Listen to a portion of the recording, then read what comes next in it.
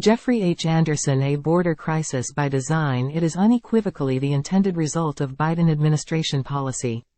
https://www.city-journal.org/article/a-border-crisis-by-design.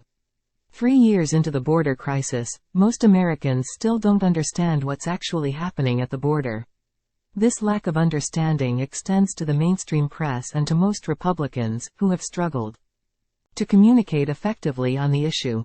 The cause of the current crisis is President Joe Biden's unprecedented refusal to enforce federal immigration law, which requires that all asylum seekers be detained rather than released into the United States. The solution, therefore, is for Biden to start enforcing federal law as he is constitutionally required to do, or for Congress to deny the president something else he wants until he does. Many observers, however, seem unclear about the cause of the crisis. Praising a not yet released Senate immigration bill, which a trio of senators is currently negotiating with the White House behind closed doors, the Wall Street Journal editorial board writes that the president needs Congress to fix the underlying incentives at the border. But the president, not Congress, has created the incentives that have attracted so many illegal aliens, by offering a near guarantee that asylum seekers will get released into the U.S. rather than detained as their claims are adjudicated. Under presidents of both parties before 2021, those trying to enter the U.S. illegally at least had to evade the authorities. This hasn't been true under Biden. U.S. District Court Judge T. Kent Wetherill writes that U.S. Border Patrol, USBP, Chief Raul Ortiz, testified that the current surge differs from prior surges that he has seen over his lengthy career in that most of the aliens now being encountered at the southwest border are turning themselves into USBP officers rather than trying to escape the officers. Ortiz, whom the Biden administration selected as chief, said that aliens are likely turning themselves in because they think they're going to be released. The difference in the number of releases under Biden and under his immediate predecessor is like the contrast between the Himalayas and a pitcher's mound.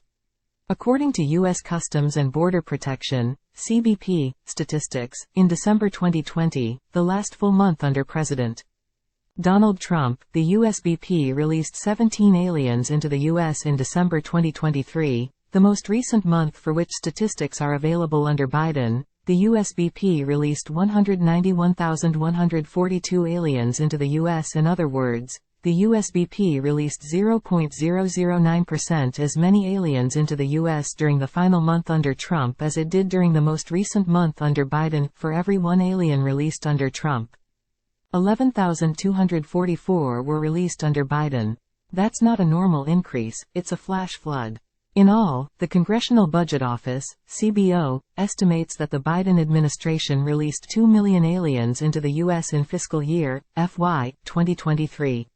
In addition, the CBO estimates that there were 750,000 gotaways, those detected crossing the border but not apprehended.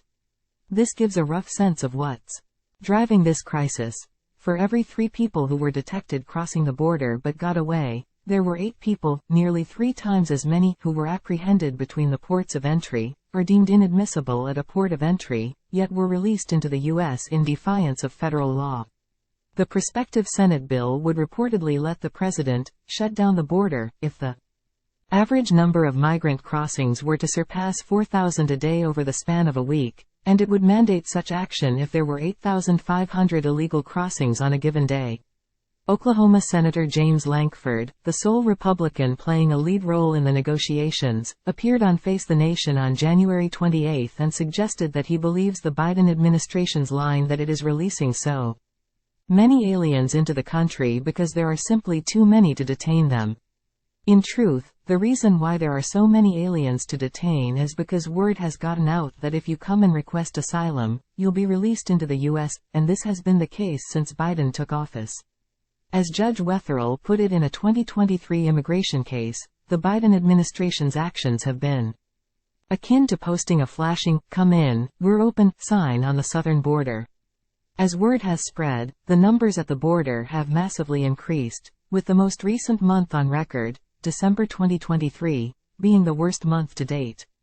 For his part, Biden claims that if the prospective Senate bill, were the law today, I'd shut down the border right now and fix it quickly, thereby implying that Congress is at fault. This flips the truth on its head.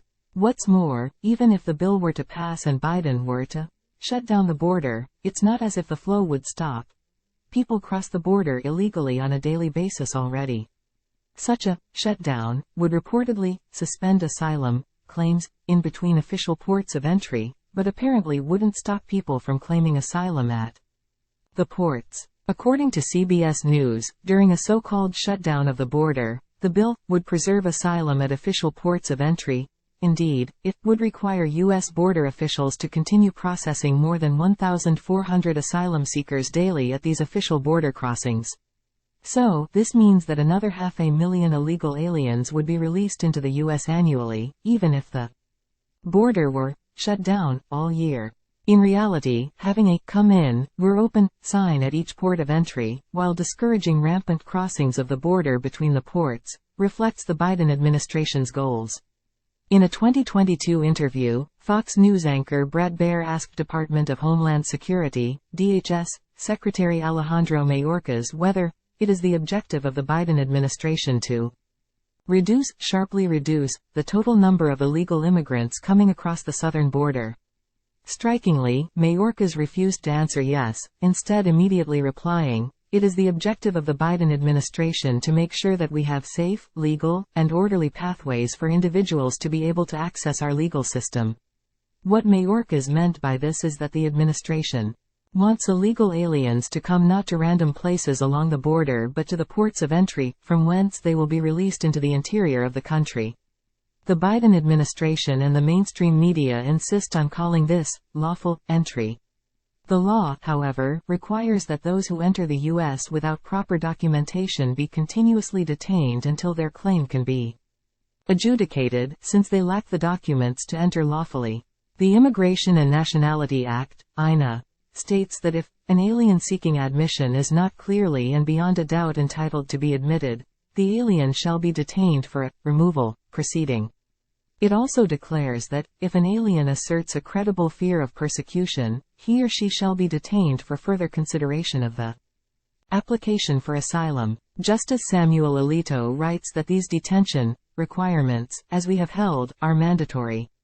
The Biden administration asserts that it can use parole, or prosecutorial discretion, to release illegal aliens into the U.S. as it sees fit, but this policy plainly violates federal law. Quoting the INA, Chief Justice John Roberts writes for the Supreme Court, DHS may exercise its discretion to parole applicants only on a case-by-case basis for urgent humanitarian reasons or significant public benefit. In the past, DHS has construed this language to mean that those who would qualify might include, for example, someone who needs emergency medical care, for urgent humanitarian reasons, or an alien scheduled to be a witness in a trial, providing significant public benefit. The Biden administration is construing it to mean essentially anyone. The administration's primary justification for releasing massive numbers of aliens into the U.S. is that it doesn't have the space or personnel to detain them as the law requires. But as a 2023 DHS Inspector General report notes, since FY 2019, Congress has authorized most of the law enforcement personnel that CBP and ICE, Immigration and Customs Enforcement, requested. Judge Wetherill observes that DHS had the capacity to detain an average daily population, ADP, of 55,000 just 5 years ago, but under the Biden administration, DHS requested a reduction to 32,500 ADP for fiscal year 2022, and for FY 2023, requested a further reduction to 25,000 ADP. Congress nevertheless approved funding for 34,000 ADP for FY 2023. This year, in its 119-page FY 2024 budget in brief, under the heading of Major Decreases, DHS requested that detention space be reduced to 25,000 ADP for FY 2024, touting that this would save $555 million versus 2023 outlays.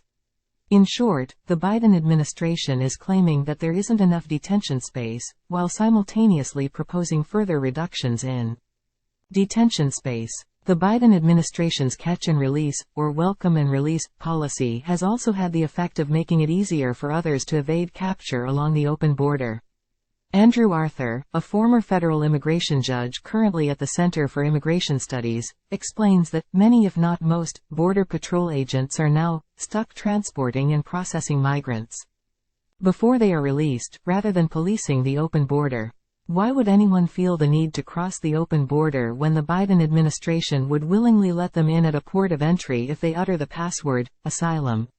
Well, if one is a drug smuggler, a terrorist, or someone with a criminal record in the U.S., one might rather cross the open border than risk an encounter at a port of entry. We don't know how many potential terrorists have crossed the southwest border under Biden without getting caught, but we do have strong evidence of a huge increase in the number who have tried.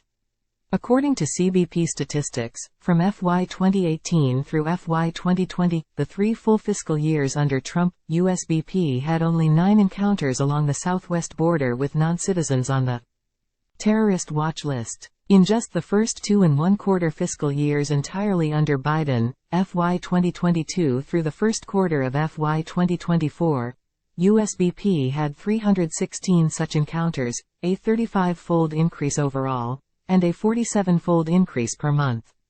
Even apart from aiding terrorists, drug smugglers, and the like, the effects of Biden's refusal to enforce federal law have been profound.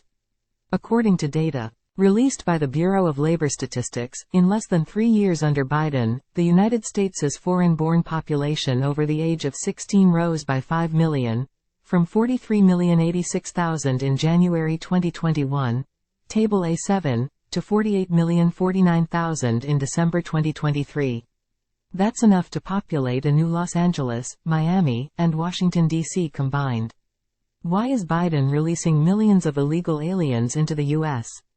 Because he thinks that his notion of equity, which he extends to non-U.S. citizens, requires it. On his first day in office, Biden issued an executive order declaring that his administration would pursue a policy of advancing equity for all, including people of color and others who have been historically underserved, marginalized, and adversely affected by persistent poverty and inequality. In a subsequent document, DHS quoted that passage from Biden and made clear that it was applying it in the immigration and enforcement context. In other words, the situation at the border is by design. What most Americans think of as a crisis, the Biden administration regards as a success.